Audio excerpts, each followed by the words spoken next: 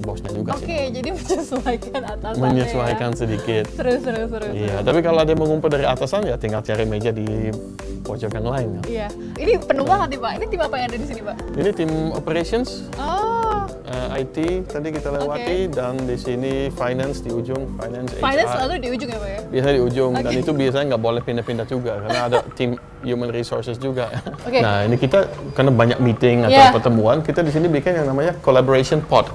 Jadi ini adalah ruangan ya bisa dibilang bukan ruangan ya, space terbuka tapi tertutup juga untuk kolaborasi antar tim atau jadi biasanya kita siapkan dan semua kita siapkan ada whiteboard, ada monitor yang tinggal colokin laptopnya, jadi tinggal rapat kecil-kecilan. Jadi rapat nggak harus di ruang meeting, di open ini juga bisa ya Pak ya? Iya, dan ini biasanya fully book.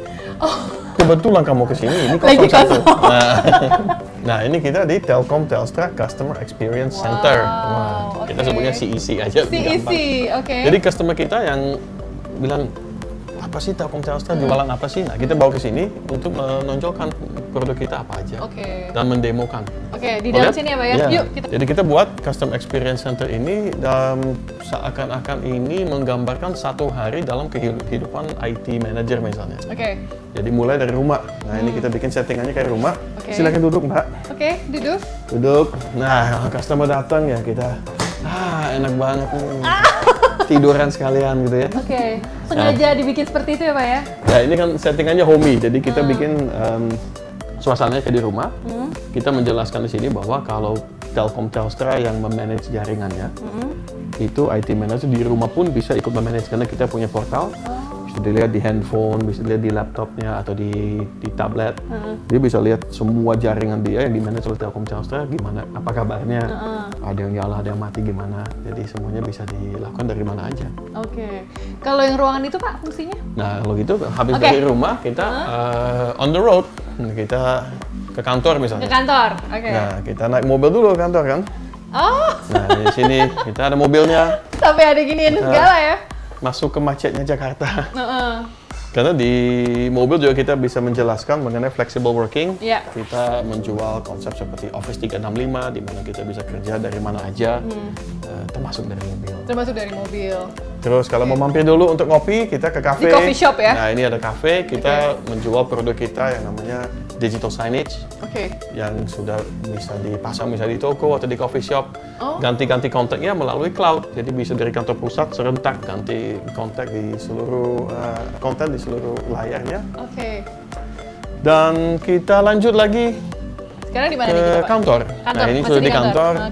Kita mendemokan cyber security. Ini adalah attack real time yang terjadi di cyberspace.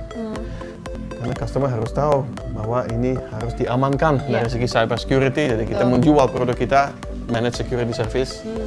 Kita menjelaskan mengenai managed network services di sini, mengenai cloud yang kita jual juga. Di sini kita bisa mendemokan produk seperti cloud contact center.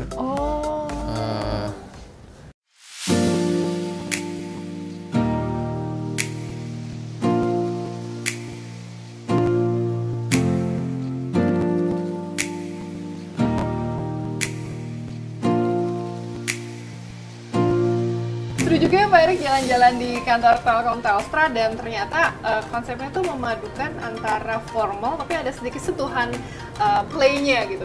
Tapi kalau misalnya saya mau nanya nih Pak, ini sebenarnya udah ideal nggak sih menurut Pak Erik kantor ideal seorang Erik Mayer? Ya kantor ideal buat saya ini selalu tergantung fungsi kantornya ya. Kalau kita kan memang di B2B harus sedikit lebih serius juga. Karena nggak mungkin kita undang customer ke sini, kita semua lagi hahi aja kan. Jadi kalau bagian demo kayak gini, ya pasti formal, pasti rapi. Kalau bagian back office kita, nah itu bisa lebih fun. Makanya kita siapkan ada pingpong, ada ruang serbaguna, ada kursi pijet, ada pantry, supaya bisa lebih santai. Terima kasih Pak Erik ya sudah mengajak Daily Sosial datang ke kantor Bapak dan sukses buat Telkom Telstra Pak. Terima kasih, amin. Sering-sering mampir ya. Itu dia tadi jalan-jalan kita di kantor Telkom Telstra. Saya Yeni Yusra pamit. Sampai jumpa.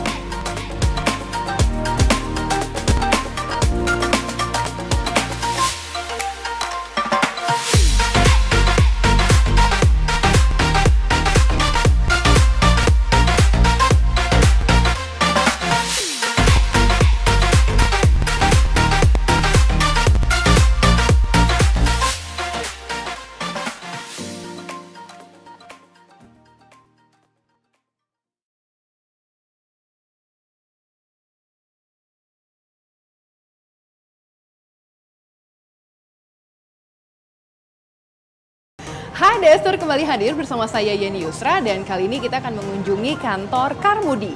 Seperti apa sih isi dari kantor yang satu ini? Yuk ikuti liputan saya berikut ini.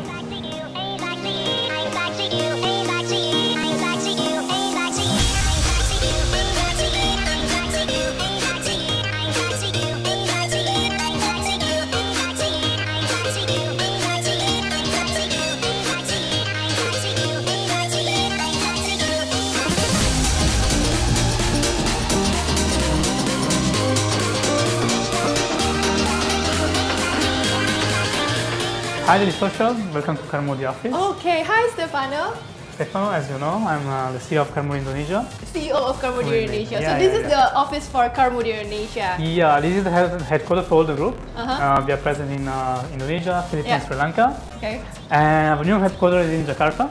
Oh, And the headquarters in Jakarta. Yeah. You have other office outside Jakarta? Yeah, we are present in 6 cities: Jogja, Wow. Solo, Surabaya, Okay. Makassar, So Malang. why you choose this area? So this area is in the business district.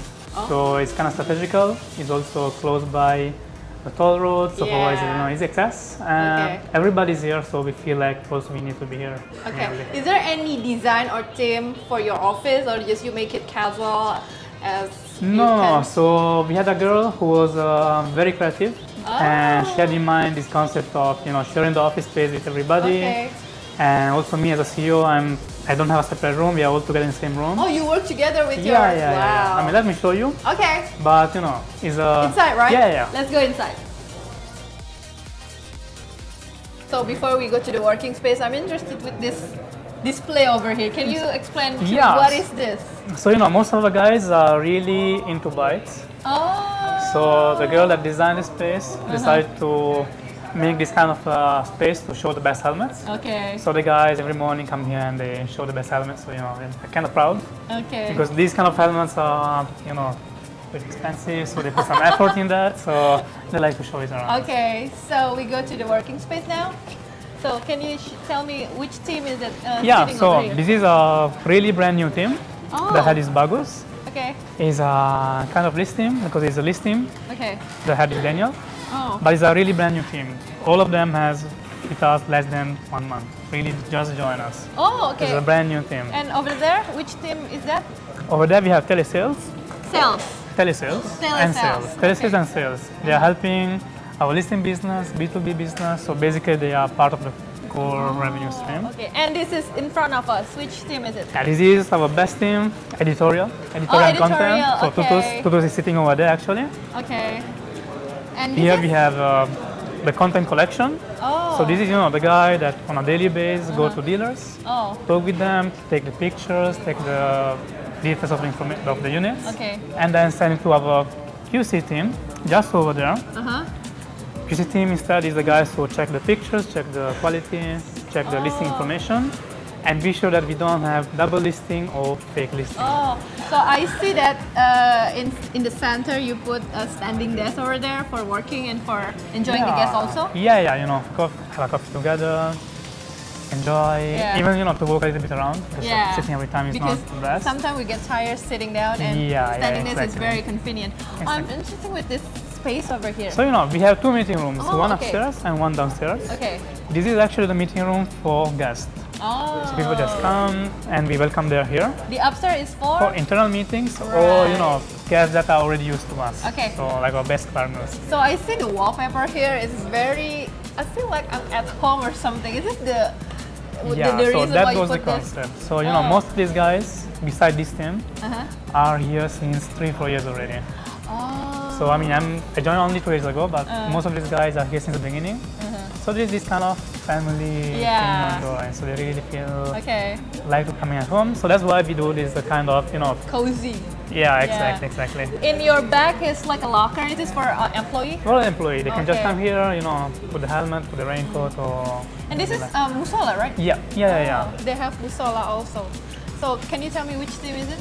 This is, as I was saying, the QC team. Oh. So the teams that Which responsible for? the quality of the listings. Wow. And over there we have finance and HR. Finance always in the corner or in Finance the glass corner, so area, they have right? the private area. private area. And where are your desks? I'm over there. Oh, over there. In the corner, so I can see overall what's happening around. Is it convenient to you working with the team, or you need Yes. some private space You know, if I sometimes? need some private space, I just go upstairs. Right. Or you see, that area I have a little space. I always go in there in the corner. Okay. But no, I like to stay within a team. I mean, Okay. I don't like to have a private Private. office. No, I don't, because for the guys, you know, I think it's Okay. nice to see what I'm doing. Okay.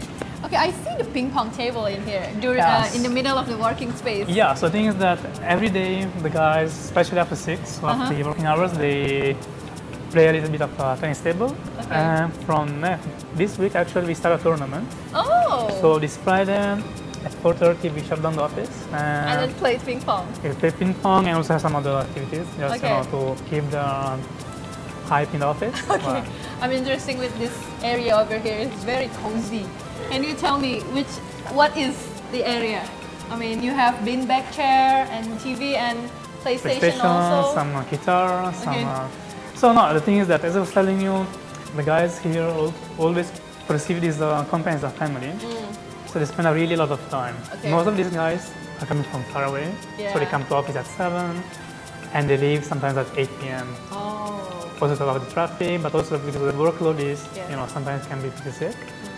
So in this new office, we decided to give them a brand new space just to chill. So they can come here during lunchtime. Relax, They yeah. relax. They mostly sing. I don't because I'm a really bad singer, but most of them are. Oh, karaoke?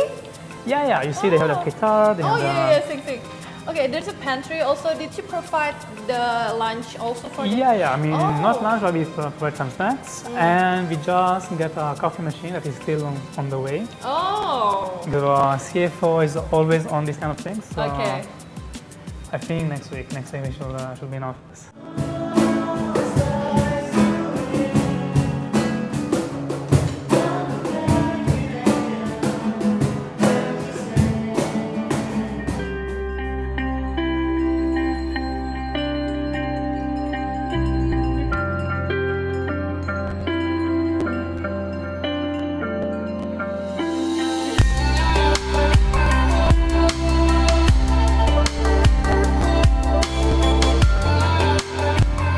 Okay, so this is very interesting. I never thought that Karmudi office can be this relaxing and comforting with this area over here. I want to ask you a question. What is your ideal office, Stefan? So you know, it's very close to this office, Really? even because I was part of the Peanut Project office that Okay. planned it. Even though I would like to add some extra space for the guys. Oh. You know, some smaller space to guys for do internal meetings to think about it, because you know, it's true we are Karmudi, we are a listing company, Okay. but there's a lot of things going on. Yeah. So I really would like to offer the guys a reason to come to office happily, because sometimes, you know, again, the listing company, so sometimes the job can be Stressful. boring and stressful. So we would like to make them, you know, feel at home. Okay.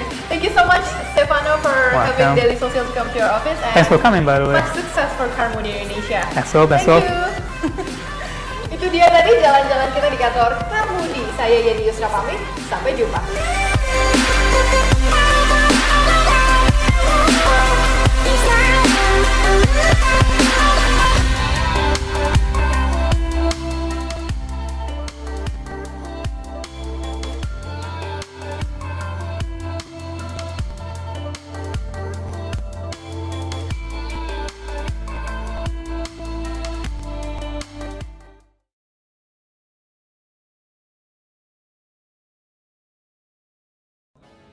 Hai, The Esther kembali hadir bersama saya Yeni Yusra dan kali ini kita akan mengunjungi kantor Anymind Group. Seperti apa sih si kantor yang satu ini? Yuk ikuti liputan saya berikut ini.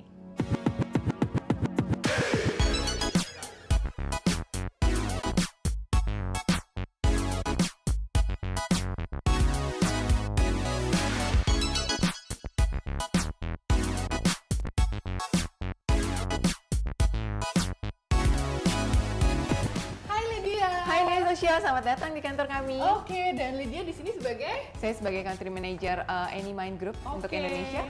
Ini Anymind Group, ada Talent Mind, ada Asia, ada Casting Asia. Apa hubungannya? Yes, Anymind Group ini adalah holding company kita. Soalnya kita udah punya 3 anak perusahaan, yaitu ada Talent Mind, Asia, dan Casting Asia. Oke, dan Anymind Group ini perusahaan Indonesia atau Thailand atau negara lain sih? Sebenarnya untuk headquarternya kita sendiri ada di Singapura. Sekarang so far kita udah punya 11 office di 10 countries. Dan Jakarta salah satunya ya? Yes, betul. Cerita sedikit dong konsep kantor, desain kantornya. Apa sih, minimalis atau ada konsep tertentu yang diterapkan di sini? Untuk kantor kita sendiri, Anymind Group ini, kita pengen banget yang modern minimalis dan juga untuk dari spacing untuk working space-nya ini sangat open gitu. Jadi memang kita nggak ada skat-skatnya, jadi benar-benar open space. Gitu, itu sih serunya. Terus untuk desainnya sebenarnya ya memang pengennya lebih agak sedikit Japanese juga. Kalau Japanese kan agak lebih minimalis ya. Nah, itu yang kita adopt juga untuk di kantor ini. Oke, jadi kita sekarang sudah di lobby. Aku mau lihat working space-nya ya. Boleh. Ayo. Sebelah sana ya? Ya, Yuk. yuk. Oke, sekarang kita ada sudah di bagian working space. Kebetulan kita juga punya locker nih untuk semua karyawannya kita. Nah, lucunya semua teman-teman juga pengen di posting untuk foto-fotonya juga. Jadi tahun ini lockernya siapa? Oke, ini working space dibagi-bagi nggak sih tim ini, atau semuanya membaur menjadi satu? Sebenarnya gabung jadi satu, cuman biasanya per table ini kita punya masing-masing grupnya sendiri. Oke. Kalau tim yang itu tuh tim apa tuh? Nah, ini untuk tim Casting Asia-nya kita. Oh, Casting Asia. Iya, Casting Asia yang memang manage semua influencer. Kemudian ini juga kita ada tim strateginya juga di sini grupnya. Cuman belum full juga. Nah, ini bagian ini untuk publisher engagement. Jadi memang kerjasama untuk dengan publisher partner kita di Indonesia. Oh, satu tim ini ada berapa nih? Kalau untuk publisher sendiri timnya ada 4 orang. Kemudian kalau untuk di sana juga ada tim adoption kita, memang untuk optimize ads kita itu ada 3 orang. Oke, emang nggak terlalu banyak ya karyawannya Anymind Group di Jakarta ya? Kalau untuk Jakarta sendiri sih sekarang kita sudah ada 42 orang. Oh, lumayan. Lumayan, cuma memang space-nya masih banyak yang kosong karena itu dia. Membuka kesempatan untuk betul, kita capacity-nya kita lowongan, up to sampai 100 orang. Jadi kalau misalnya ada yang berminat untuk join Anymind Group, ya please apply. Oke, di sebelah sana ada tim apa lagi tuh? Ya, di sini ada tim salesnya kita. Tim sales? Ya, tim salesnya kita semuanya di sini. Ini untuk bagian GA dan juga ada SR juga di sini. Oke. Nah, ruangan kaca nih biasanya yang penting nih, ruangan Nah, penting. ini ruangan paling penting karena ini ruangan finance-nya kita. Jadi memang harus tertutup ya. Itu ada dokumen juga di situ, ada ruang filingnya juga. Oke. Nih di ujung ini mejanya siapa Lydia? Nah, ini salah satu meja untuk direkturnya kita, cuma memang beliau lagi nggak di tempat. Nah, ini mejanya. Oh, ini meja Lydia ya? Iya. Lydia memilih untuk bekerja bareng dengan tim. Kenapa nggak punya kantor sendiri? Maksudnya ruangan sendiri gitu ya? Iya, nggak perlu sih, karena kan kita juga pasti lebih sering in touch juga nih sama sales team juga, sama semua tim operational. Karena sekarang semuanya juga lebih menerapkan cara seperti ini. Betul. Lebih kayak flat organization lah ya, kita pengennya gitu. Jadi nggak sungkan kalau untuk kayak... Oke, kita tinggalkan ruangan working space, sekarang kita ke ruangan satu lagi ya. Yuk. Ini sebelah kiri ruangan gede banget nih. Ya, ini ruangan meetingnya kita. Kita untuk Anymind ini kita punya 4 meeting room. Jadi memang ini big meeting room, kita punya another 2 yang sedang dan juga ada tatami room juga.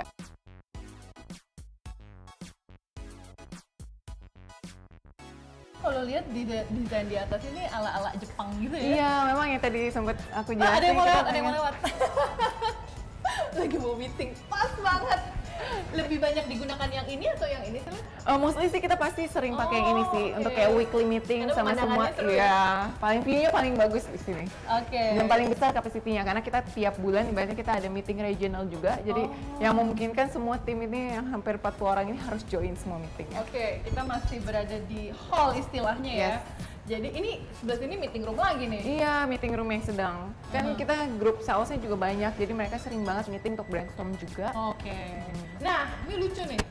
Apa ini artinya? Mungkin Lydia bisa jelaskan? Ya, ini Anymind standarnya, Anymind Group standarnya kita. Jadi di sini ada 6 standar yang harus dimiliki semua karyawan yang ada di Anymind. Ya? Oke. Ini kalau kalian bisa lihat ada speed, ada teamwork, fairness, positive, result oriented, dan juga great. Wow, oke banget deh. Jadi ini kayak harus diserapi oleh karyawan Anymind Group ya? Betul. Oke, aku tertarik deh sama ruangan di sana. Ini fungsinya bisa buat sebagai meeting atau conference room atau apa nih di sini? Ya, biasa ini tempat sebenarnya untuk open space ini untuk ngumpul-ngumpul juga, untuk kayak misalnya kita ada event bulanan, kita kan pasti celebrate semua tim yang birthday setiap bulan. Nah, kita biasa pakai di sini untuk ngerayainnya. Oke, di sebelah kiri juga aku lihat ada buat lounge roomnya, playroomnya karyawan ya? Betul, kita Apa juga aja sih disediainnya? ya di sini sih kita provide sebenarnya biar karyawan juga nggak stres gitu ya. Kita nyediain fun room di sini. Kita juga provide untuk PlayStation 4-nya juga. Ada beanbag, ada Betul, monopoli. ada beanbag juga, ada gamesnya yang monopoli. Ini seru banget sih, plakat apa aja sih nih, Lid? Ah ya, ini sebenarnya untuk penghargaan. Jadi kita tuh dikompetisiin setiap kuartal sama regional. Jadi nanti dipilih best team siapa, best manager, kemudian best country untuk kuartal ini tuh siapa. Dan Jakarta lumayan, Indonesia lumayan Yes, ya? Indonesia kita pernah menang sih untuk best team di kuartal 1 2017 ya. Semoga nanti tahun ini kita bisa menang lagi. Oke. Aku tertarik tuh sama ruangan kaca. Itu ruangan meeting atau ruangan direksi atau ruangan siapa tuh, Lid? Di ujung Bukan, sini? ini ruangan pantry roomnya kita.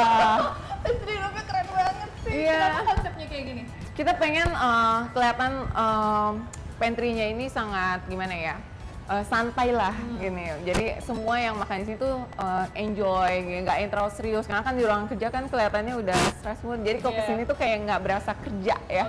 Maksudnya kayak bener playroom-nya mereka lah ini semua. Kalau di Anymind Group sendiri disediakan nggak sih makan siang atau snack-snacknya gitu? Kalau snack kita sediain sih kayak minuman, kemudian kayak kopi. Kita juga ada mesin kopinya juga sendiri. Kemudian kalau untuk snack ya pasti kita juga provide juga. Sekali-sekali aja ya, nggak terlalu sering. Nggak setiap saat. Oke, kalau ruangan ini sendiri nih apa nih, unik banget sih? Iya, ini juga bisa untuk small discussion team kita juga sih. Jadi kalau misalnya ada yang nggak mau di meeting room, dia juga bisa pakai di sini. Misalnya meeting roomnya full nih, nah bisa pakai untuk di sini.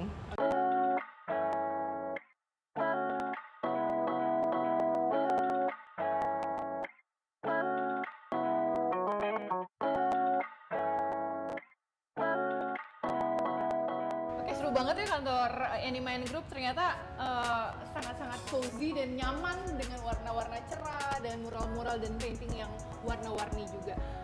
Tapi kalau menurut Lydia sendiri nih, kantor Anymind Group ini udah ideal atau mungkin Lydia punya ada nih yang mau ditambahin, mungkin biliar mungkin atau fasilitas pelengkap lainnya untuk pegawai? Ya sebenarnya kalau untuk kantor kita Anymind sendiri, kita pengen buat yang senyaman mungkin nih. Ini sebenarnya udah maksimal yang kita bisa provide nih untuk karyawan kita. Jadi kita udah provide untuk gamesnya, kemudian ada ruang untuk pantry-nya yang nyaman juga untuk karyawan. Sebenarnya kantor yang menurut saya ideal untuk kayak startup company seperti ini harus nyaman ya. Jadi mereka kerja tuh datang tuh nggak stres dulu. Terus ke stres kita ada sediain juga playroomnya juga untuk mereka. Oke, terima kasih ya Lydia sudah ajak Daily Soso jalan-jalan ke kantor Anymind Group dan sukses buat Anymind Group. Thank you udah datang juga Daily Soso. Oke.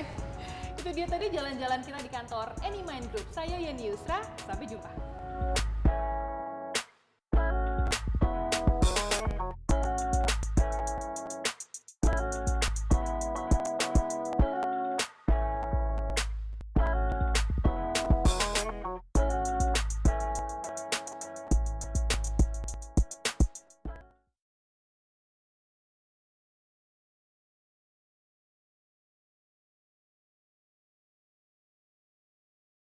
How far will $10 take you this year? Learn from experts around the world on udemy.com.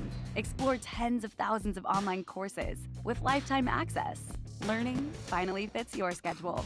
So this year, you will learn to code and lead, find and solve, build and launch, craft, play and sing, and to rise like you always knew you would.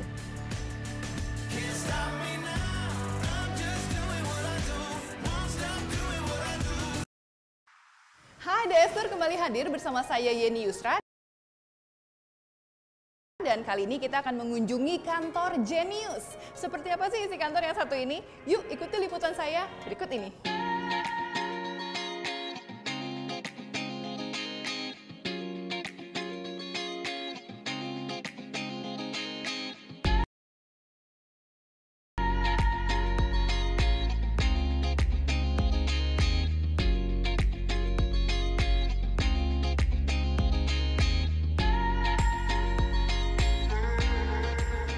Daily Social. Welcome to our Genius office. Thank you, Pak Peter. And you are here as?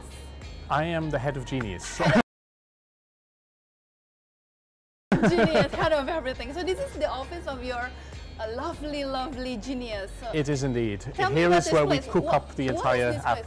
What is this area? Well, this area is our social cafe area. Unfortunately, because it's almost lunchtime, people have become even more social outside. But you know, here there's snacks, there's coffee, there's just informal meetings and all that type of thing. It's very casual, right? A lot of mural paintings. I thought Genius going to be like so, you know, Formal. Yeah, formal. No, we It's do. the opposite of that. It is, and we don't even see ourselves as a bank at heart. Okay. We call ourselves a life finance tool. We're a Okay. tool, a digital tool, an app that helps you manage the financial side of your life, and that is in some ways similar to a bank, but it's much more. Okay. And the people working here, honestly, I did an interview a while ago, and someone says, I can work here, but are you sure I don't have to wear a suit and a tie if I work for a bank? And I said, no. So Some occasion maybe. Very occasionally, and mostly occasionally. it's me when I go to an outside event or something. Okay, No, so I'm this, as you interested see, with this area. it's very informal. As I said, this is kind of cafe, So, and is this a meeting room or something like this that? is a meeting room. Okay. We still have, even something as informal as Genius doesn't get away without having some meetings from time to Yes, time. So we still of have course. meeting rooms. Other than that, as you'll see, this is completely open space. No one has private rooms or Yes. even cubicles or whatever else. It's just completely open space. What you see in the area we're walking into now Yes. is what I would call the core working area Co-working. of people. So they will all sit there and do their heads down time and informally working together. Okay. With a lovely view on the right side, right? Oh, we're very lucky. Yes. We're very lucky with that. But what you will notice, perhaps, is it's very, very flexible. Right. So this is not where everyone has their specific, seat, their chair, their desk, whatever. It's also why you see on the desk there are no phones or monitors or Yes. all that. Basically, everyone just Can on come and an go. almost daily basis sits where they need to sit. Okay. And your phone will actually follow you on your mobile phone. You have a little pedestal with wheels, so you can drive it wherever you need to be. So it's completely flexible Okay. So working. I'm interested with this chair over here. It's like a space kind of. This is if we need private? either a little private stand-up. So it's less for sitting and working, although you can. It's more what you see in the middle. There's a whiteboard everywhere. The entire office is completely full of whiteboards. That's for two reasons. One, it's actually handy. Yes. And two, I am a huge whiteboard fan. I believe that the best way of working for these things is stand up, go to your whiteboard, grab a marker pen and do the design right then and there. Okay. And you basically see that's exactly what's happening, right? If Okay. you go Yes. around here, there is literally a whiteboard every 5 meters or so, and most of them are full with sticky notes and writing and whatever else. So you said earlier that any employee doesn't have specific chair, but can you explain about which area is it? Is it team IT or team finance? No, so we are not actually organized by function. So we organize by so-called squads, which are Okay. multifunctional teams, and each squad is focused on an end deliverable, as much as possible customer focused. So we'll have a squad that's called customer engagement. It's communicating with, talking to, interacting with our customers.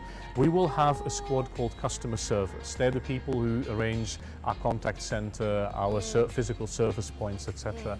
We will have a squad called app and product improvement. In fact, there are 7 squads with that name.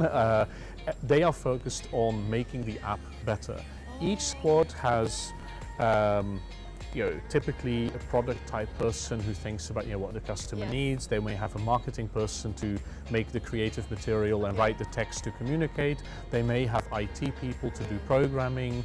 I mean, each squad is a little bit different, but no squad is just finance people, IT people. No, we don't have that at all, basically. So what you see it here, you see customer engagement squad, customer experience squad, partnership and co. So yeah, that's how it works. So I see this is also a very typical place for people wants to do Skype call, conference, stuff like that, right? Basically, the phone booths are the only private working space we have. So whether, as you say, you want to do a Skype call or just a phone call, whether you want to have perhaps a one-on-one conversation with someone, say for your performance review or whatever, then the phone booths are the place to sit where you can. In fact, right there, I see two people having a earnest discussion one-on-one in one of the phone booths. Because again, there's no private working space other than that. Everything is open plan. Yes. And very informal. I have seen that you're working with the people you are working. I mean, typical. The bosses have their offices, but you don't have your own office, right? No. You decided to do that. Why is that the reason? Mainly because I think we should be honest and consistent. If we say that's your office, right? That is my corner. Do you want to have privacy or something? So the only thing we've done, you see the traffic light there. Right. So when it's red, it means I'm engaged, like now I'm talking with you, and no one should go there. If it's green, I can actually make it green. Then I'm open for anyone and everyone to drop by and have a chat. Because if I don't do that, I have never any time to do any work or the like. But other than that, we just said, look, if we're going to be open plan, informal working space, agile, etc., then it would be very unfair just for me to have my own private office. So I haven't. So are you also have a lounge room or playroom for the employee, or you don't decided to do that? So partially what you saw on the other side, the kind of cafe area with snacks and whatever. But what we also have, because we still also, you're part of BTPN, and on the 27th floor,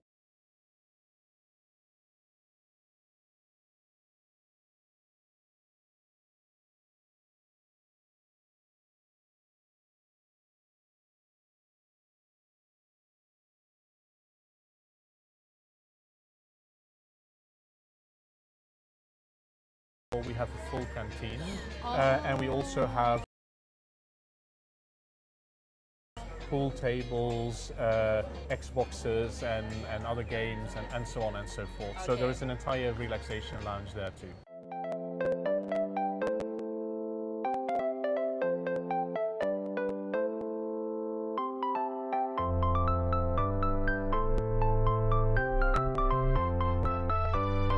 So this is very interesting. I feel so comfy and with the open space that you have in this office. And I want to ask you, what is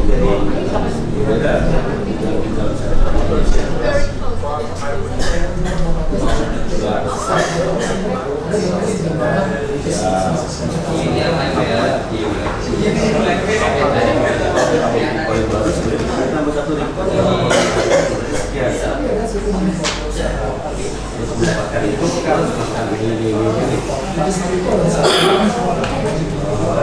dari gua aja nih.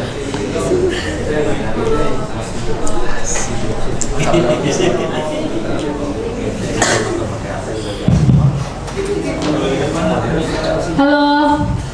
Selamat malam. Yang di belakang agak maju-maju aja, dempet-dempet sama yang lain biar tambah akrab. Gimana liburannya? Sebelumnya minal aizin wal faizin, mohon maaf lahir batin buat yang merayakan Lebaran tahun ini. Seperti biasa kita bakal introduction dulu tentang dari sosial dan secara itu sendiri. Selamat datang di Daily Sosial. Ada yang baru pertama kali ke Daily Sosial? Pada ngaku-ngaku. Ya, semoga seneng ya main di Daily Sosial. Selamat datang juga di Selasa Startup. Selamat datang di community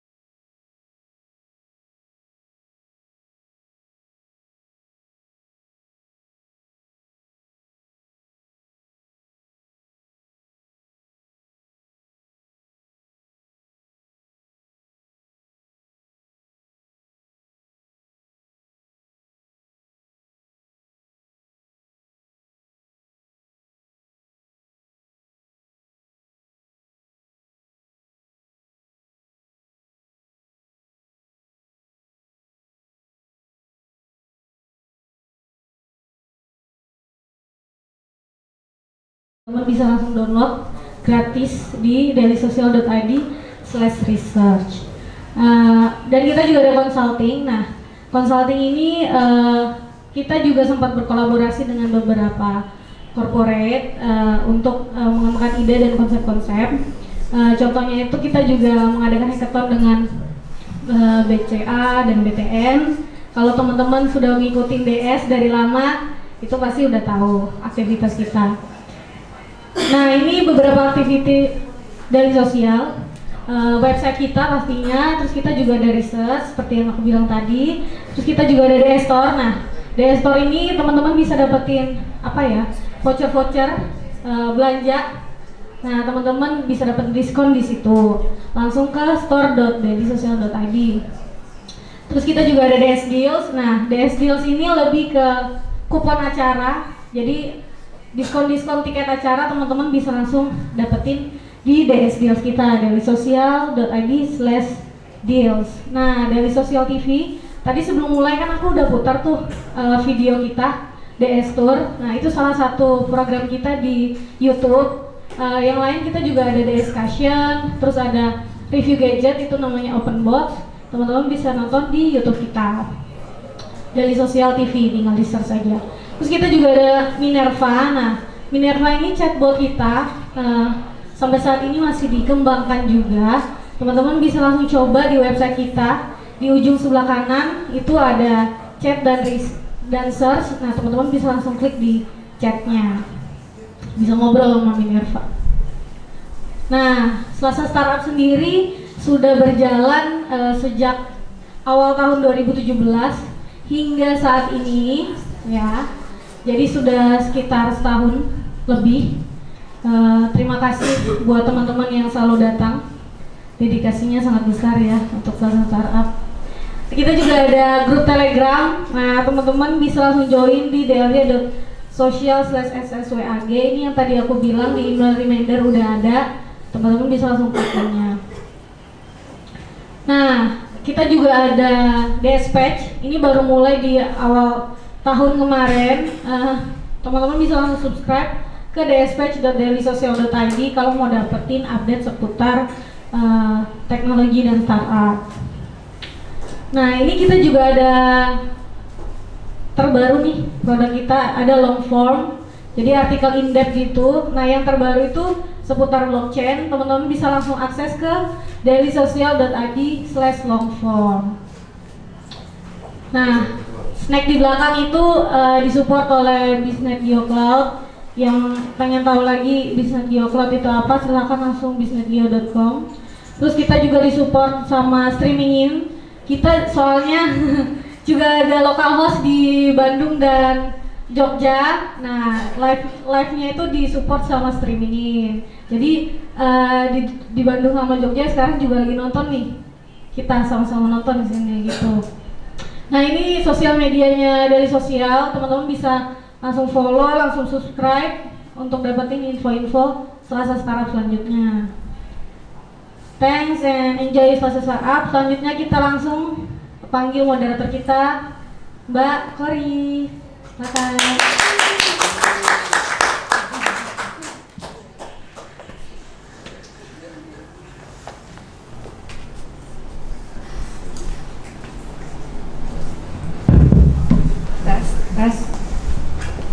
Tes. Halo semuanya. Halo. Selamat malam.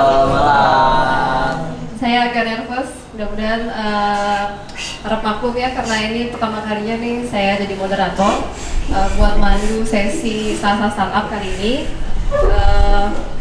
Semuanya udah tahu ya, topiknya kali ini tentang blockchain dan Bitcoin.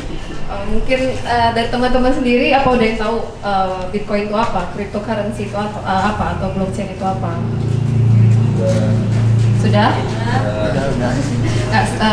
FYI aja, sebelumnya tuh Selasa Startup pernah kedatangan, pernah juga ngebahas soal blockchain dan Bitcoin. Kita pernah kedatangan IBM ya dulu, terus Indodax juga ngebahas topiknya sama.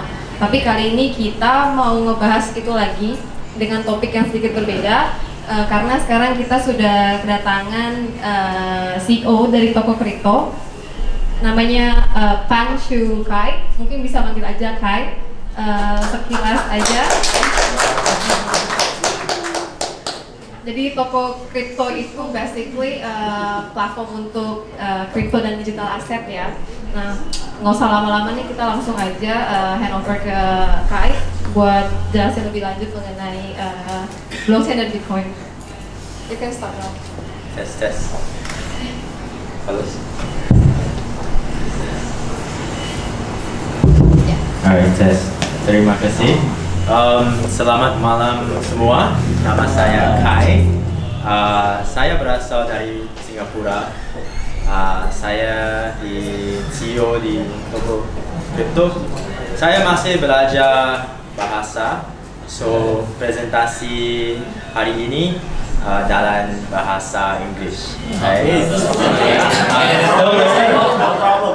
Still learning, and I'm probably gonna give presentations next time in Bahasa Indonesia, hopefully in the future. So once again, thank you all for coming and attending. Thank you to the live streamers who are tuned in to today's Selasa Startup session. Thank you Daily Social for having us today. Thank you everyone. So now I would like to begin. So I am the CEO for Tokocrypto, and basically what Tokocrypto is that we want to be Indonesia's secure gateway to cryptocurrencies in Indonesia. Alright, so allow me to begin. So let me start with this quote, right? Who here knows about the 2008 global financial crisis, or who lived through it? Like most of us, right? We all lived through the 2008 financial crisis. So what's most scary about the 2008 global financial crisis was not that it happened, but what happened after that. Alright, so the rounds of quantitative easing, basically it's the government's printing money on basically the money printing on Red Bull and on steroids. The thing is that it cost the governments and the banks completely nothing to do so. Now imagine if you're in America and you're holding some US currency, right? And you receive word that from the government that they are now mass printing money to bail out financial institutions which have suffered from indiscriminate lending to corporations and institutions. As a result, the currency that you hold has in fact lost value, and that the governments are now forced to pay billions of dollars of taxpayers' money to save these failing banks. Alright? So what is Bitcoin? Bitcoin grew out of the 2008 global financial crisis in hopes when people lost faith in central banks and authorities. Right? Bitcoin and blockchain technology hopes to solve, eliminate the reliance on central authorities, and also it hopes to solve real-world inefficiencies. I'll elaborate more later. So, to Satoshi Nakamoto, the founder of Bitcoin, right, he felt that he or the group felt that currency control was too critical to be left to central financial institutions and bankers, and the result of his work was published in 2008 to the cryptocurrency, cryptography mailing list of maths.com, and on the 3rd of January 2009, the Genesis block was released. So the Genesis block, if you all understand blockchain, is the very first blockchain in Bitcoin, right? It's the first block, and every other blockchain was built on top of this Genesis block. So since then, Bitcoin's price has risen to as high as 200 juta rupiah in December 2017, and also it has fallen to a low of 60 juta recently. So I mean, it has been slowly recovering. We can't predict what's going to happen, what price is going to be next, right? But yeah, this is what has happened so far. So if you look at the real function of Bitcoin, right, the essential underlying attraction of Bitcoin is that it is a reliable store of value. Now, why do I say that it's a reliable store of value? All right, this regarding the wide volatile price movements of Bitcoin. The key point about Bitcoin is that you cannot print more than there already is, right? Which is, you cannot print more than the limit that's already set, which is 21 juta Bitcoins, right? Currently, we are at about 17 juta Bitcoins that is currently in circulation in the public, all right? And each day, miners are competing with each other to the process of mining. We covered in separate sections.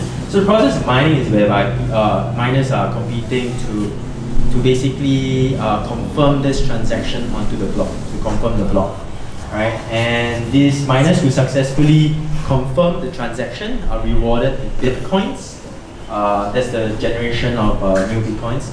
So imagine if it's maybe as of this moment it's 17 juta Bitcoin, and at the next block, new Bitcoins will be created. 17 juta Bitcoins, right? When the transaction is successfully completed. This is rewarded to the miners. Now, the benefits of Bitcoin and blockchain include so decentralized transactions of blockchain are validated and recorded by the community, also known as miners. So this removes the reliance on there's no central point of failure, right? Because it's the responsibility is distributed to the miners that is existing. All right. And it also has removed inefficient and expensive middlemen and banks, you know. I'll have an example to show you all later. And it's also a reliable store of value from the example which I shared just now. Basically, you cannot exceed the amount that is already set by the founders, right? There's a high security due to the cryptography technology. At the moment, it's almost impossible to hack Bitcoin and the transactions and blockchain technology. And all transactions, I say again, all transactions for Bitcoin can be openly seen and verified on the blockchain. You can easily log online and see every transaction that is made between person A to person B, and it can be verified on the blockchain. So for my example, this is the traditional method, traditional banking method or traditional transaction method which we are all used to. Imagine if I am in or Miss A is in Indonesia and wants to send money out of Indonesia to, let's say, Mr. B in Singapore, right? So Miss A will request from her Indonesian bank to send money to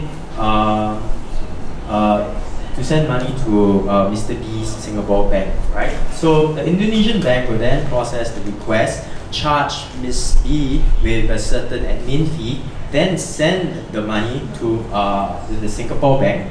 The Singapore bank then receives this money, makes the process, charges Mr. B a certain amount of transaction fees, and then deposit the amount to Mr. B's bank account. If you add everything up, it takes approximately 1 to 2 business days. Note that it's business working days, yeah. So people need to be verifying this transaction, and about, I'd say, 1 juta rupiah in transaction fees. So this is the traditional banking methods that we are all used to, right? Now with blockchain, what essentially happens is that we are removing the need for this central banks, removing the need for banks entirely.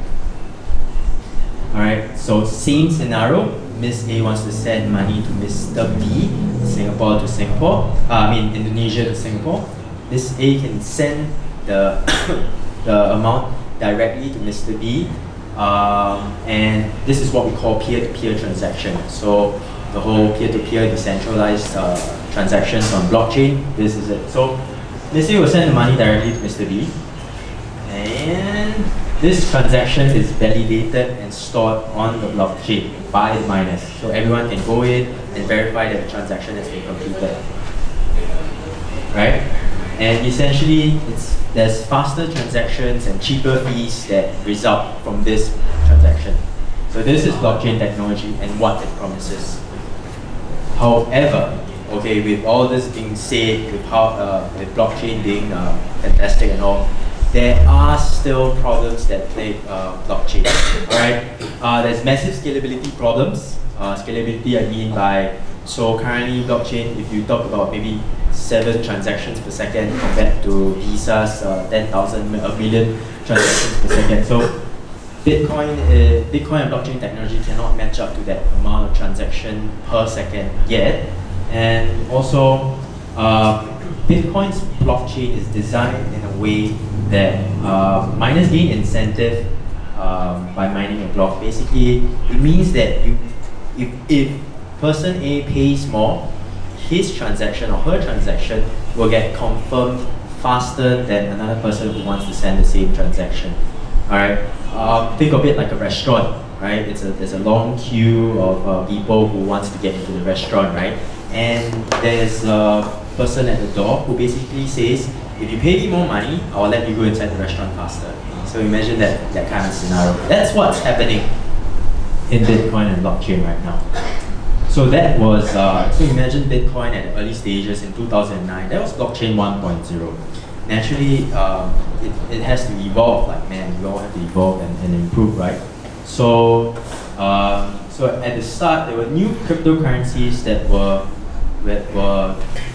created to tackle Bitcoin's slow transaction times and scalability issues. There was Litecoin, which basically reduced the transaction time, the average block time, from about 10 minutes to 2.5 minutes. That's about 4 times faster for Litecoin. Dash was one of the first anonymous digital currencies. Basically, remember just now I was saying that you can verify the transactions online, you can look at the blockchain. Dash was the opposite. You cannot verify these transactions because it's go through a thick mesh, and whatever comes out, basically you can't trace back to the origin. It promises instant transactions with lower transaction fees than Bitcoin. So faster transactions and anonymous, right? And there's also Ripple that came about after Bitcoin. Ripple, on the contrary, is not actually a decentralized blockchain. It is a private blockchain. It's the digital currency of the Ripple interbank payment network. It aims to provide a high-speed, low-cost payment framework for financial institutions around the world. So imagine the traditional method which I shared just now. This is basically now, instead of the Indonesian bank sending money to the Singapore bank, they will instead send Ripple over instead. So this will reduce the transaction time and make the process faster, right? But it doesn't. So it loses its decentralized nature of it because it's private blockchain. So that was what came after Bitcoin. So I trust that most of us are more aware of what Bitcoin is, right? So I'm slowly introducing what's coming after Bitcoin, like what's blockchain projects there are after Bitcoin. So there was Litecoin, there was Dash, there was Ripple, and in 2015 there came about Ethereum, right? So Ethereum is kind of like a game changer to the blockchain industry, and we can call this movement blockchain 2.0, right? So previous cryptocurrencies were mere currencies. Basically, it's a form of transacting between one person to the other. And blockchain was only used to record the transactions histories. All right. Ethereum, on the other hand, all right, was founded as the first programmable cryptocurrency by Vitalik Buterin, and it was released in 2015. So what do I mean by programmable cryptocurrency? Basically, it means that now developers can create decentralized apps on top of your blockchain. So previously, it was just a form of transacting. You know, I send money to another person. But now, imagine decentralized Gojek, decentralized Tokopedia, right? Because all this, basically what happens is that there's a central server that is coordinating all the services that's going through, right? So now decentralized Gojek, decentralized Tokopedia would mean that the services and transactions are all executed by people, the community, instead of like central servers. So there's no reliance on the central authority. Okay, and yeah, so this movement was also known as blockchain 2.0. And it evolved as well from 2015 to 2017. We call this movement blockchain 2.5. There are now new programmable blockchains which have different technology than Ethereum and also specialized solutions, right? So NEO with the Byzantine fault tolerance consensus, basically what it means that instead of the 51% attack that you need to take over a particular blockchain, basically to rewrite the transactions on the blockchain, you now need 66%. So it makes it harder for a attack on the blockchain, basically to fake transactions inside the blockchain. And there was NEM, New Economy Movement. The blockchain project is one of the first projects with multi-signature security, whereby it means that instead of basically it's a lock with many keys. Alright, so you need with 3 keys, imagine. So you need 2 out of the 3 keys to unlock the lock and to confirm the transaction. Okay, and there was Walton chain and D chain. These were more specialized blockchains. Right, imagine the cells in your body. Right, think of it as Walton and D chain as like the skin cells. They're specialized to perform a certain function. So Walton chain and D chain were specialized to assist in the supply chain industry. So they had and they built in itself certain apps and certain logics that try to help the supply chain industry. And then there was Komodo. Right, Komodo is interesting because remember I shared about Dash, which is like the anonymous part of Bitcoin. Basically nobody can track, right? So Komodo is the equivalent for that. Dash, Monero. It is a anonymous programmable blockchain, right? So it's an anonymous Ethereum. You can think of it like that, right? So then comes again that there's still limitations to blockchain, and basically there's still scalability issues. There's still congestion occurred when in the network due to increased users, leading to high fees and long validation time. Anybody here has experience with CryptoKitties or has heard of CryptoKitties? Okay, so CryptoKitties was one of the first games that was released on Ethereum. It was so hyped and so there were so many people buying CryptoKitties, right, that it clogged up the entire Ethereum network, and transaction time took like hours, and the cost went up to like $10-20 US. Okay. Limitations of blockchain was also that the lack of interoperability. What I mean by that, there are so many different blockchains that are out there, right? And basically, each blockchain was isolated and cannot communicate with each other. Okay, so that was one of the issues that was plaguing the industry. And there's also huge environmental issues because cryptocurrency, basically proof of work consensus, requires very, very high electrical consumption. Right? They were saying that electrical consumption is like higher than a country's worth if you compare Bitcoin's transaction. But same again, in 2017 and 2018, projects came up to try to attack these limitations and try to improve the entire technology. There were projects like Zilliqa and Ethereum. Ethereum meaning the improved version of Ethereum, which wanted to introduce sharding. Sharding is basically a technology which reduces the transaction time, right? There's IOTA with its Tango technology. Bitcoin wanted to introduce Lightning Network, and Nano with a directed acrylic graph. So all these are just technologies that people have wanted to implement to reduce the transaction times that were a limitation of blockchain.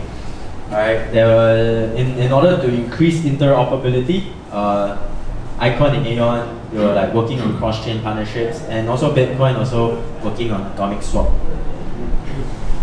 So to move away from the limitation of environmental issues, Ethereum and EOS, these projects wanted to introduce proof of stake consensus, whereby instead of needing to solve very hard cryptography problems, instead of you just need to stake a certain amount of Ethereum, and then you can basically you earn the right to confirm the transaction onto the blockchain. So all this were being done to help improve cryptocurrencies and blockchain. So you see, I have moved from the start in 2008 to all the way now in 2018, and this is where we have evolved since then. Alright? So basically the thing is what we are all concerned with, right? So basically what's next? What's in it for me? Why would I want to get into the crypto industry? Why would I want to get into the crypto space? Right, so in my opinion, I would say that we are about blockchain 2.6, some might argue maybe 2.4, but somewhere around that region, right? We know where we must go for blockchain 3.0, right? We need greater scalability, we need greater interoperability, we need greater, lesser environmental impacts, we need greater adoption by industries, by people, by governments, all right, to embrace and to acknowledge that this technology and industry is something that is usable and it's useful to our daily lives, right? So that's what we are concerned with, going towards 3.0. But more often than not, we would like to share that, you know, instead of thinking of where we need to go, think of where we want to go in the future. Think about blockchain 4.0. Like, where do we think we can go with this technology, right? We have to work towards proper regulation. So Tokocrypto is working very closely with the regulators to make sure that Tokocrypto is compliant with Indonesia's rules and regulations. Be it commodity, security, and asset, we're all working towards mass adoption of cryptocurrencies, Bitcoin, and blockchain technology into our social lives. So, after sharing all this, Tokocrypto recognized that it is essential for us to move beyond just being an exchange. So Tokocrypto is an exchange, right? We are at the heart of the entire Tokocrypto ecosystem. So Tokocrypto allows for people to buy, to sell, to invest in cryptocurrencies. Currently, we only listed Bitcoin and Ethereum, the two major players in the crypto space. But we are looking to have more projects come in so that we can allow people to invest, to diversify their investment in these interesting projects, and basically to allow people the opportunity to have a chance to invest in projects like, I mean, we missed Facebook, we missed Google in the past, right? So we want people to gain a chance to invest in cryptocurrencies, because it could be the next Facebook, it could be the next Google that can revolutionize the industry that we know of it now. So, Tokocrypto Exchange is the heart of us all. What we acknowledge is that is not enough. Being an exchange is not enough, right? So the entire Tokocrypto ecosystem comprises of the Toko outreach, whereby we want to empower not only the developers about blockchain, we want to empower marketeers or anyone who's interested in cryptocurrencies on how to enter and how to basically build and contribute to the blockchain ecosystem and industry. Right? We have Toko News, which is we are building Toko News, which is a true source of cryptocurrency news and updates. That's why we're partnering with Daily Social and all the news agencies to try to bring the latest news and updates about cryptocurrencies projects to the people, right? Because with more news and updates, there will be more awareness and people will understand more about this new and upcoming technology and industry. And I think this would be one of the more exciting things that we have lined up for Tokocrypto. So sometime in Q3 2018, we'll be launching Toko Launchpad. Toko Launchpad is basically a platform that provides people in Indonesia. So just to clarify, Tokocrypto, we are headquartered in Jakarta. We're based in Indonesia, although I'm Singaporean. All of our staff are Indonesians. So Toko Launchpad provides an opportunity for Indonesians to invest in global cryptocurrency projects, right? So because we understand that in Indonesia, it's very hard for people to know about, to understand about projects that's happening around the world, and there are many projects that's happening around the world, many projects which has the potential to change change a particular industry or change a particular way of we do things. But if we don't know, I mean, we wouldn't know where to find the information from. So the Token Launchpad allows for one of the Token Launchpad's objectives allows for that. Another is that we want to help build the cryptocurrency industry and space in Indonesia. So we are also helping projects that are started in Indonesia to help them realize their dreams, realize their crypto dreams, to realize their project dreams. So we will be partnering with some of the new projects and making sure that these projects are not scams. I guess some of you might have experience working with scam coins like Ladycoin and things like that. So we want to make sure that the space is conducive and secure for people to believe in cryptocurrencies. We want to move away from the scam coins and things like that. So yeah, this is an exciting. So Tokocrypto Exchange is currently launched and live. Alright, you can check out our website.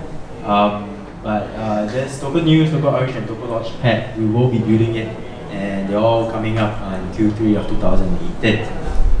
Okay, so now coming to Tokocrypto Exchange. So Tokocrypto Exchange we'll build it a little bit different from what some of you might know about the current who's the exchange in Indonesia. So Indodex is built more for like a trader, with a bit complicated. So Tokocrypto Exchange, we want to build it to be as simple, as easy to do.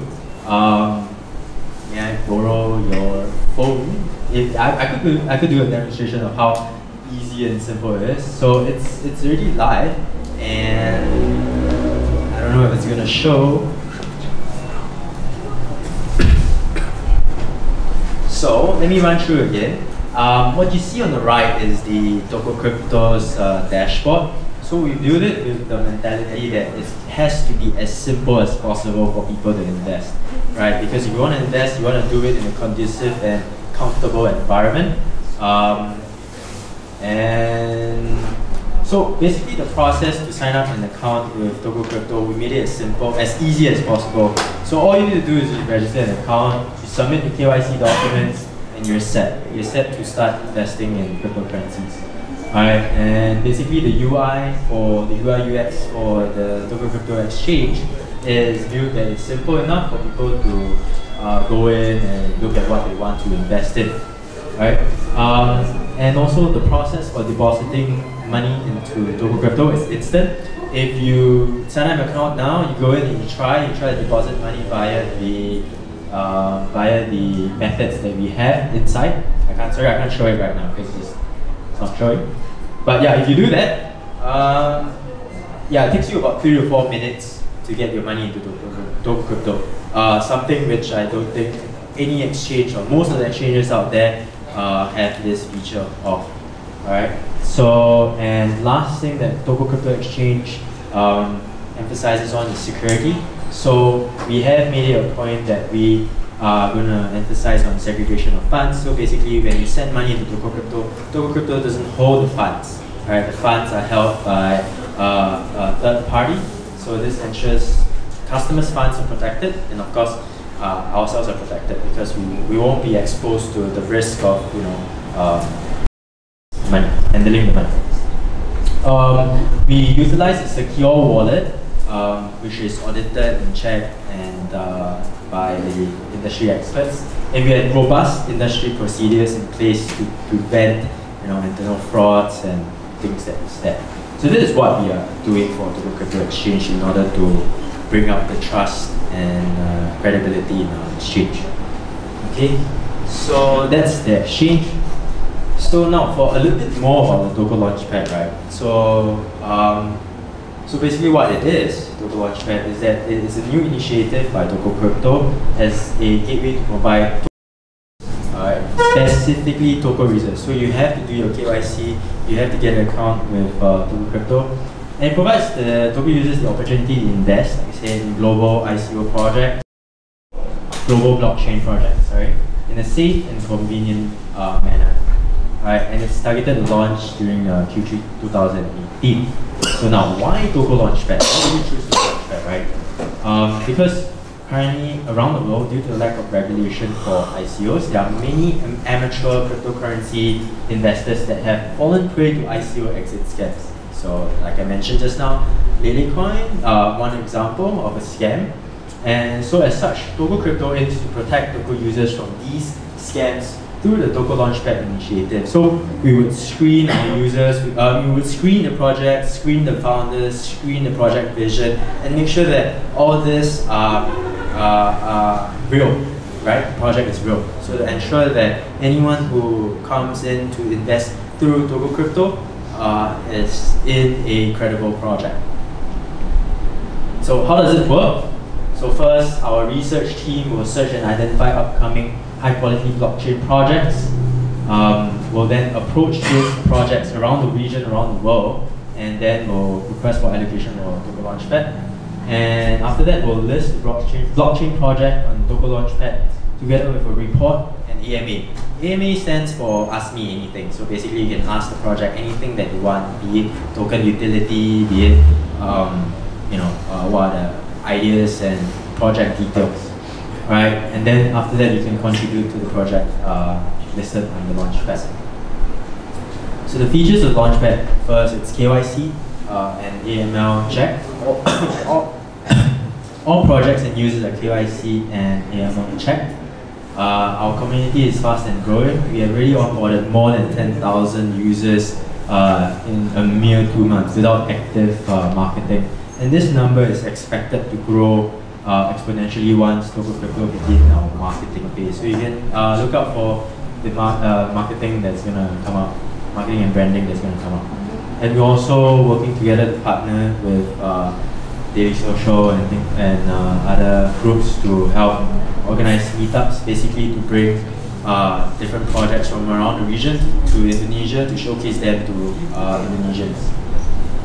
So before I go there, so another aspect of Toko Launchpad is that we want to emphasize on building the cryptocurrency community in Indonesia, right? We want to do that by educating, by raising awareness, okay, not by just creating hype, creating FOMO. FOMO stands for fear of missing out. So we want to do that by creating, educating people about what blockchain is, educating people about what's a good project to look out for. How do you look out for a good project, right? So these are the things that we wanna do for Toko Launchpad. So in entirety, the entire Toko ecosystem is gonna work like that. So Tokocrypto exchange will exist as the heart of the entire ecosystem and help bridge these gaps between what is required and what is needed. Okay, so with that, I've come to the end of my presentation. I would like to thank everyone's attention and those people that are streaming in. Thank you for paying attention. Thank you for coming today, especially all of you guys here. It's really good to see such a large audience. Yeah, that's the end. Thank you. Thank you for the presentation. Mungkin kalau boleh summary sedikit sebelumnya, please have a seat. Ya, mungkin kalau boleh summary sebelumnya tadi Kai sudah jelasin ya benefitnya dari teknologi blockchain itu seperti apa, kemudian bagaimana itu blockchain berevolusi dari blockchain 2.0 sampai yang nanti what's coming after Bitcoin, nanti ada blockchain 3.0. Sampai tadi juga sudah dijelaskan mengenai Tokocrypto dan rencananya untuk Indonesian market. Mungkin dari teman-teman ada yang ingin ditanyakan, kita akan buka sesi Q&A, 3 pertanyaan dulu. Kalau ingin bertanya dalam bahasa Indonesia boleh, nanti kita akan bantu untuk translate ke Kai. Thank you, Kay, for the presentation. Actually, until now, even though I have attended some session for the blockchain, cryptocurrency, and so on, I'm still, because so technically I don't know well about this currency. I have several questions. Firstly, you said, what is exactly, technically first, what is exactly the base underlying asset for the cryptocurrency? instead of like the normal currency like rupiah and so on. This is the first, and then the second, what have you offer us to invest in the cryptocurrency from the blockchain project?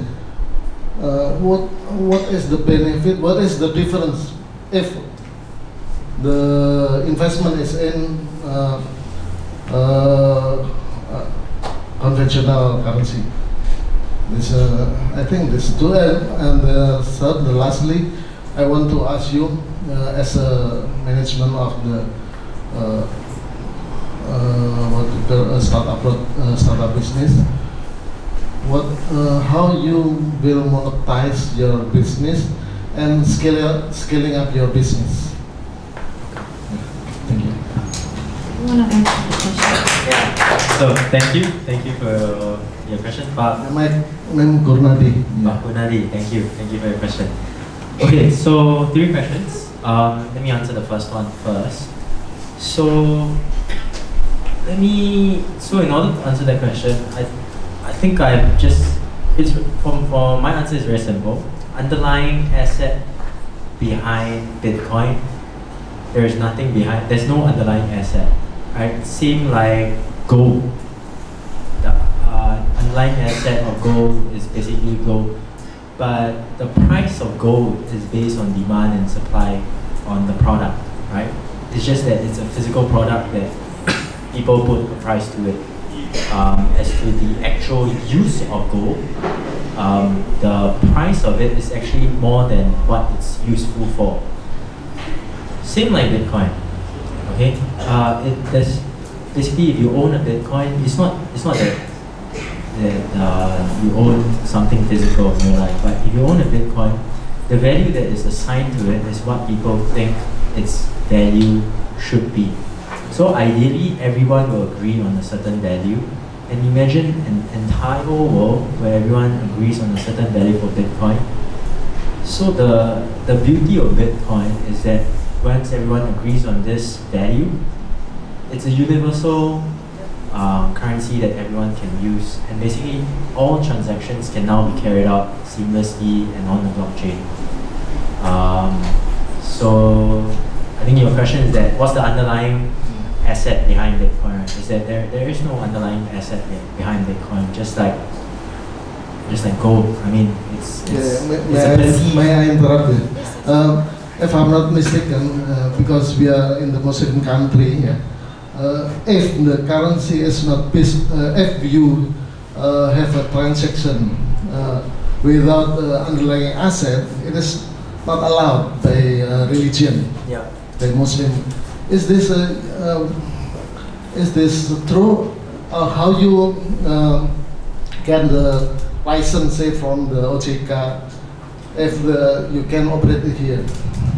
So at the moment, Bitcoin and cryptocurrencies are not allowed as a form of payment in Indonesia.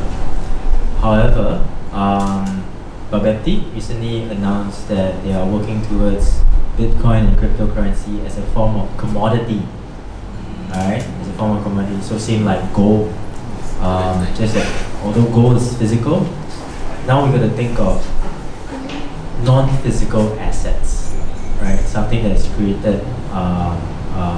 Basically, although there's no underlying asset in reality, but this underlying asset is virtual.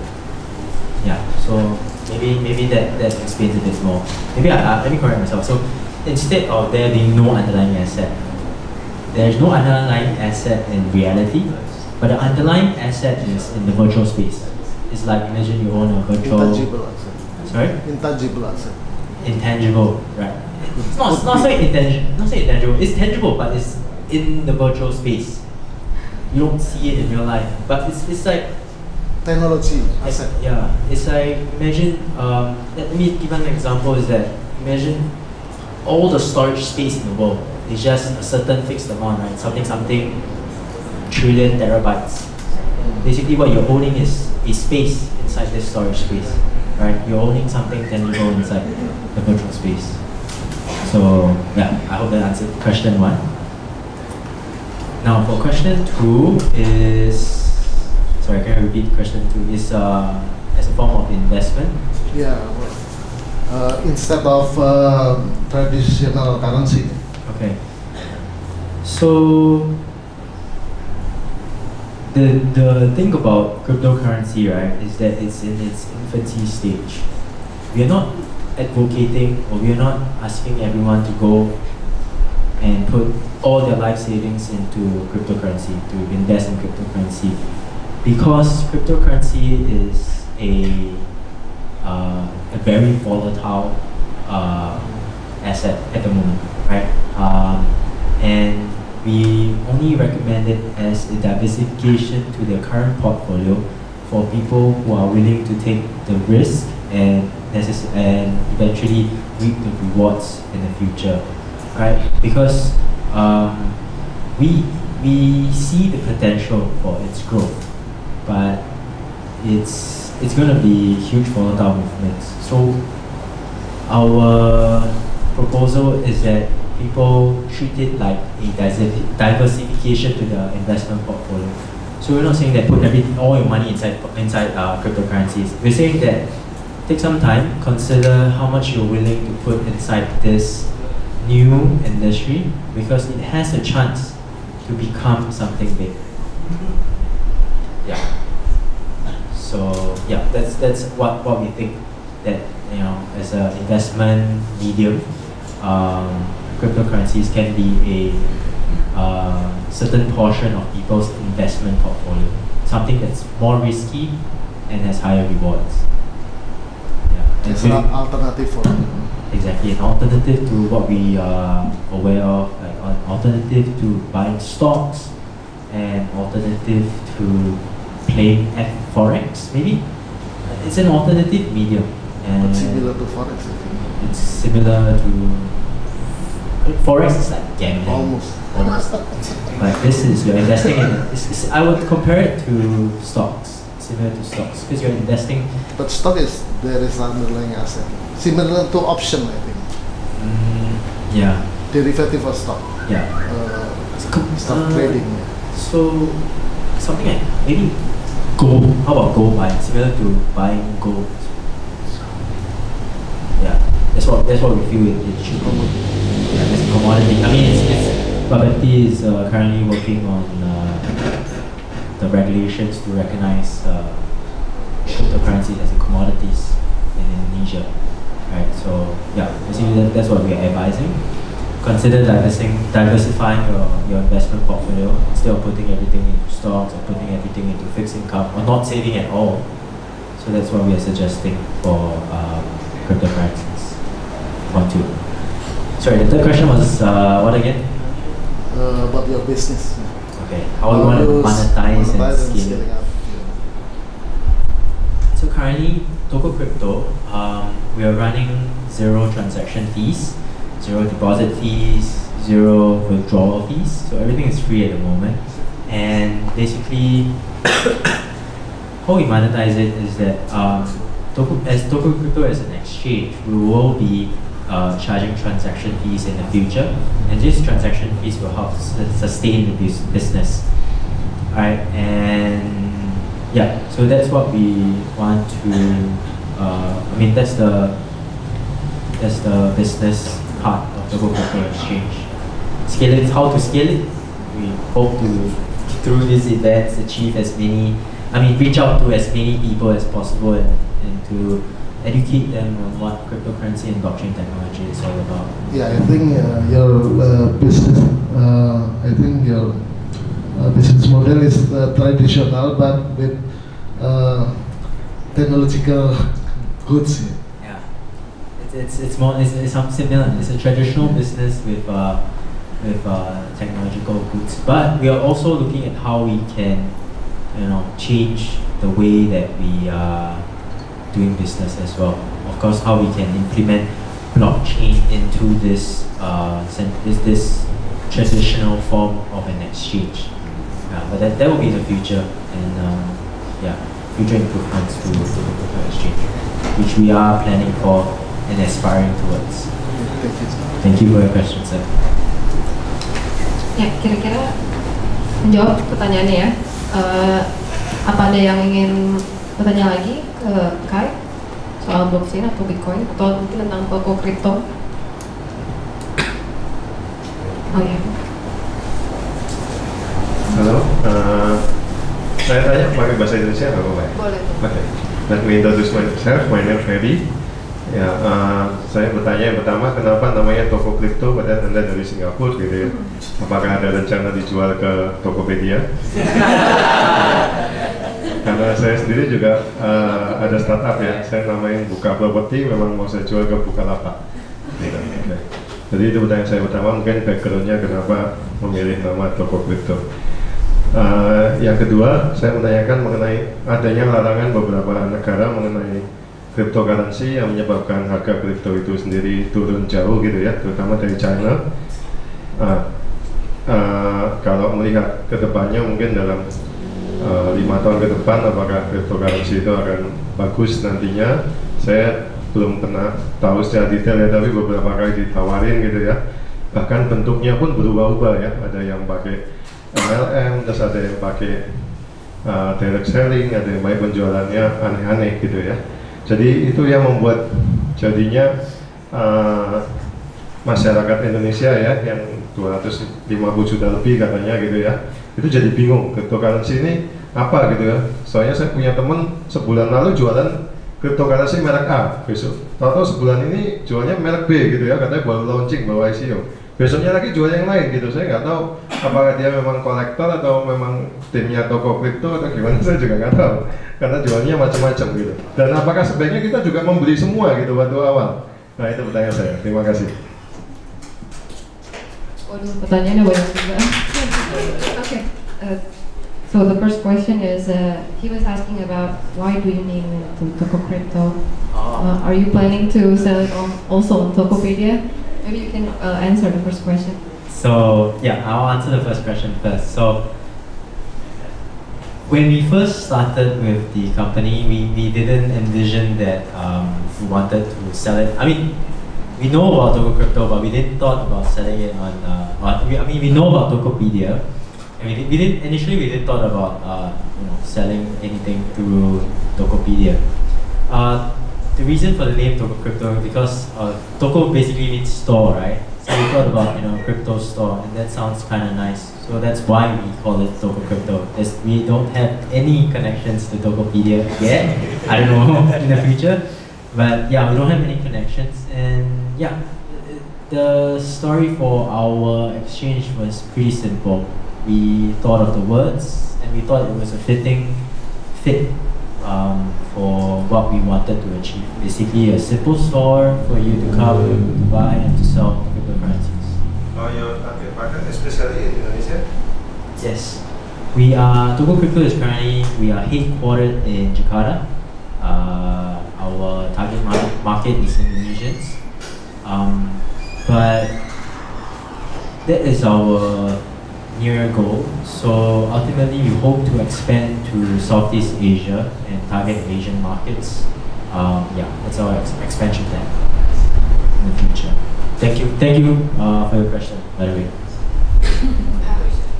And second question. You know that some countries ban crypto because of its volatile price, right? Same goes to Indonesia. Like Indonesian government banned the crypto as a payment method. Do you have any prediction about the crypto market or its value for the next 5 years? So to answer that question, let me first give my opinion on the first part of the question. The part about governments banning cryptocurrencies, ICOs. So in my opinion, why governments ban ICOs is because they want to protect the people. They want to protect the people against possible scams, because there's not much regulations in place to basically protect people's interests. That's why governments are stepping in to give a blanket ban over cryptocurrencies. That's my first. That's one of the opinions. The second opinion is that basically cryptocurrency allows for people to access different routes from traditional financing methods. And because of this, governments are not able to control their currencies, and that's why they ban ICOs, they ban cryptocurrencies. So that's my opinion on why governments ban ICOs and cryptocurrencies. As to price predictions, alright, so in order to predict the price of something, we must first understand where this price comes from, right? Why did cryptocurrency even went up to 200 juta rupiah? Sorry? The highest peak. Yeah, the highest peak.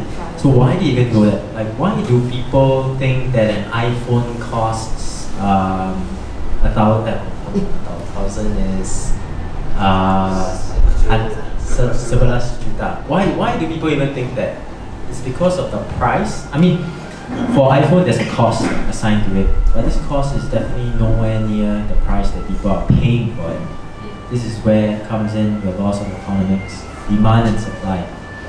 Now, if you want to successfully predict a particular cryptocurrency, I'm sad to say that I am unable to do that, because the price that is allocated to a particular cryptocurrency is based on people's sentiment. It's based on the general public sentiment of what they feel is going to be the price of cryptocurrencies or Bitcoin or Ethereum in the future. Naturally, my hope is that the price stabilizes and eventually it will reach an equilibrium whereby the entire industry is in equilibrium, whereby new projects can come in and they have the potential to grow. And also, eventually Bitcoin, Ethereum will come to equilibrium and the prices will be less volatile. And people can start thinking about using it for mass adoption, using it for day-to-day transactions, using it to build their apps, their decentralized apps, using it to, as a form of maybe even like a decentralized project or something. That's my opinion on it. That eventually it will reach an equilibrium, but where this equilibrium lies, I can't say. If I could, I would, but sorry, I can't predict where the price is. I hope I my other question, why cryptocurrency use any media like direct selling, multi-level marketing, or stock option or stock exchange to sell the cryptocurrency? And my other question maybe is cryptocurrency maybe like PayPal, because there is I don't know how many factory or how many websites can accept the payment from cryptocurrency, because I hear that one or two websites can accept the payment from cryptocurrency. Is it right? Oh, so for your second question, you're asking that where accepts cryptocurrencies now? Is it in Japan? You can make payments using Bitcoin at actual restaurants and stores. I had a friend who was there, I think 2 or 3 years back. He paid in Bitcoin. In Philippines, you can pay your bills in Bitcoin. In some websites, you can pay your fees. Which websites? There are services out there which allows for you to pay in Bitcoin and cryptocurrencies. I can't list them out, but you can look at countries like Japan, look at countries like Philippines, which have actually adopted cryptocurrencies. And if you look at the news, Thailand just recently passed a regulation that is also very friendly towards cryptocurrency and ICOs. These are some of the examples that I can list. As to the first question, which is why does cryptocurrency sell through a exchange or MLM? I think So this was what was done in the past. Like people just came up with the idea of selling it on an exchange, and this has stuck since then.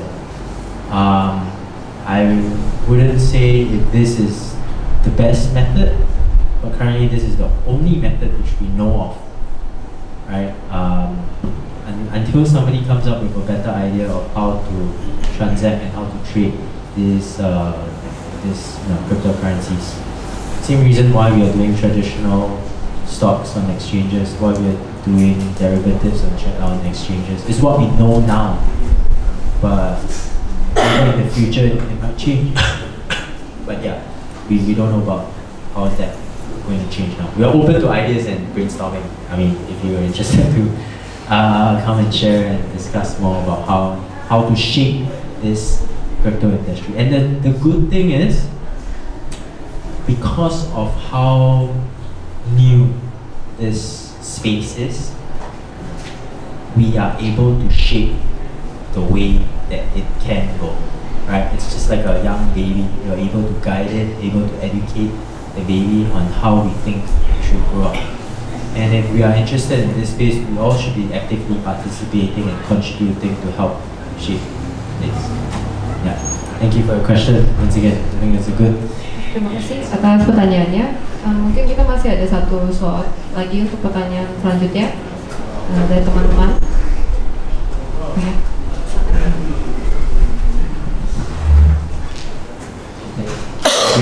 My name is Ares. I'm a student at University of Indonesia. I would like to have two questions. The first one is how applicable the blockchain technology.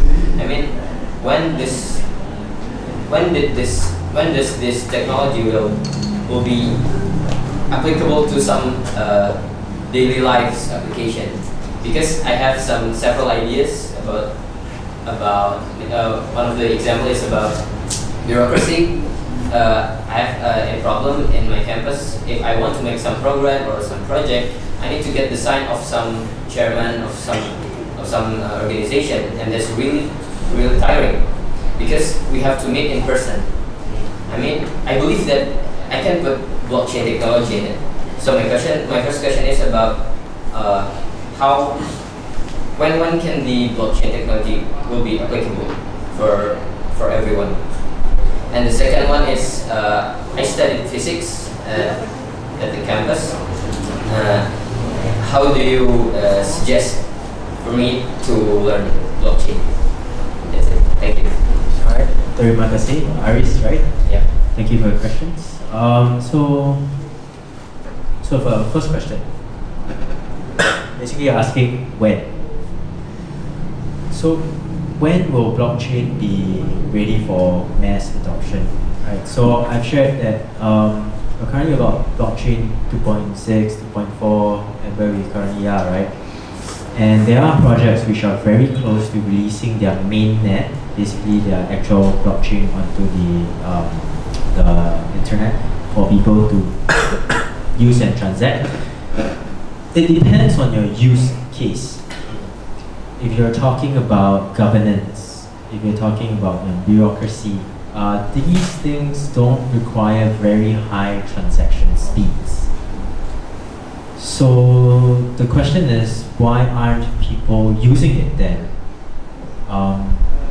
It's a matter of adoption. It's a matter of whether people want to change and use it, because you're talking about changing an entire system that is very deeply rooted, right? And so it's beyond just the technology itself. So like I shared, it's the entire ecosystem. It's about educating, because if you imagine if you implement blockchain technology tomorrow, I can guarantee you maybe 75 to 95% people don't know how to use it, right? To do decentralized voting or things like that, or decentralized governance, you know. So it comes with education, it comes with implementation, it comes with convincing. Then you can start implementing these technologies into our day-to-day systems. So And how fast these things can get implemented depends on how many people are inside and how many people are actively working on it. So that brings me to your next question. I mean, if you studied physics in university and you want to get into the blockchain space, I mean, well, you can start by exposing yourself to, you know, the blockchain technology itself. I mean, we have, I mean, you could sign up for online courses, or you could attend classes to learn about blockchain. But most of the classes are online anyway. But that's not all there is to blockchain. The entire space involves so many things. You've got marketing, you've got business development, you've got ops. And actually, I mean, if you're interested, you could come speak with me later. I mean, we could have opportunities for you to, you know, come to Tokocrypto to see where you want to explore, where you want to grow. Because blockchain technology, I mean, UI, UX is still there, design is still there. There's so many traditional. Blockchain technology will not replace everything. It's not going to change everything. Right? It's able to change some things, but the other aspects of the industry still stays. Marketing still stays, business development still stays, and there's definitely opportunities for you to explore to help not only on the tech, help you with awareness, help you with community, help in many things. Yeah. So I hope that answered your question. And yeah, did it answer your question? Actually, just want to make sure. So the second question answer is I can learn it from online courses, and I can learn it from Tokocrypto. Not only Tokocrypto is not the. I mean, to be frank, Tokocrypto is not the only source that you can go to. But if I want to go there, am I allowed to? Yes, I mean Tokocrypto. We are trying to educate and build the ecosystem. But just to baseline everything, there are other competitors out there. There are other crypto ecosystems out there that you can consider aside from Tokocrypto. But Tokocrypto is definitely, we are building our ecosystem. We really welcome anyone who's genuine and interested in building the space. Thank you. Terima kasih pertanyaannya. Before we end the session, maybe I've got last question for you. Maybe you also can tell to anyone who's watching to Indonesia. Yeah. Why crypto asset is the next big thing for you, and why should people invest to it? So to everyone who is here and to everyone who is watching, it's kind of awkward. I've never done talking to the camera before. Me as well. So why is cryptocurrency the next big thing to me? Because we have been through Industry 1.0, steam engine, we have been through the television, we have been through the iPhone generation, and I see cryptocurrency as having the possibility of being the next iPhone, being the next plasma TV, Samsung TV, being the next Wi-Fi that we have. And it's the benefits that it's a good technology, and the benefit that it brings is actually useful, right? I mean, if you imagine of where cryptocurrency is trying to achieve, which is basically trying to eliminate unnecessary risk, trying to improve efficiency. I mean, the underlying function is still there. It's trying to eliminate the inefficiencies. It's trying to increase productivity by, you know, removing the need for a central authority. So because of this fundamental basis of cryptocurrency, that's why I think it has the possibility to be the next big thing, and that's why it's a possibility for people to want to consider investing in cryptocurrencies. And that's the reason why we started Tokocrypto Exchange. That's the reason why we wanted to build the Tokocrypto ecosystem together with all the peripherals to help shape and build this industry to realize its potential. Because all this is not realized yet, and it can only be realized if everyone comes in genuine people come in to want to participate and contribute. Right. So that's why I think it's the next big thing. Oke, terima kasih. Thank you Kak untuk joining us today. Untuk teman-teman yang mungkin masih ada pertanyaan tersisa, bisa ditanyakan nanti setelah ini kita ada network session.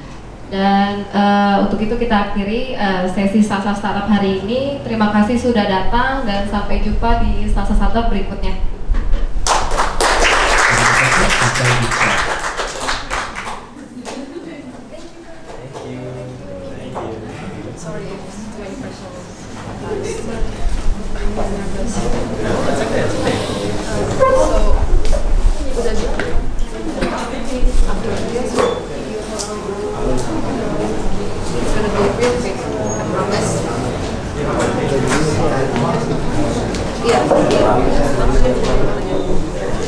Let me just get it. It's on.